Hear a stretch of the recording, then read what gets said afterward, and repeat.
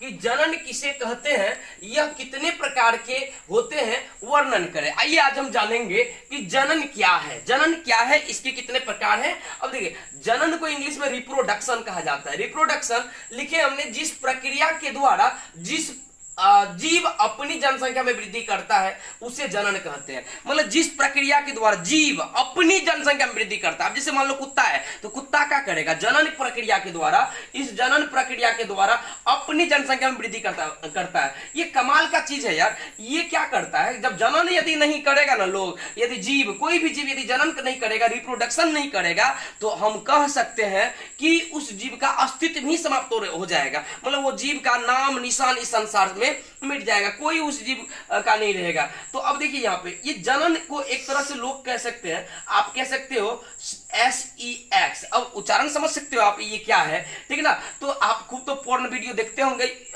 Mobile में निकाल के। जनन जो है ना दो प्रकार का होता है। जनन मुख्य दो प्रकार का होता है। कितने प्रकार का होता है? दो प्रकार का। एक होता है लैंगिक जनन, एक होता है अलैंगिक जनन। लैंगिक जनन को कहा जाता है सेक्सुअल रिप्रोडक्शन, और अलैंगिक जनन को कहा जाता है एसेक्सुअल रिप्रोडक्शन, ठीक है ना। आइए अब जानेंगे कि सेक्सुअल रिप्रोडक्शन क्या है, यानी लैंगिक जनन क्या है।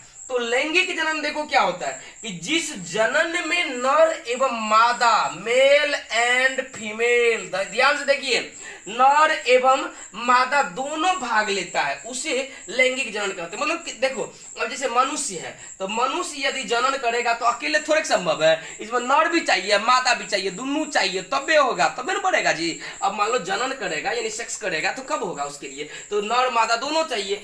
गाय में भी देखिए दोनों चाहिए, गाय धाकर दोनों चाहिए।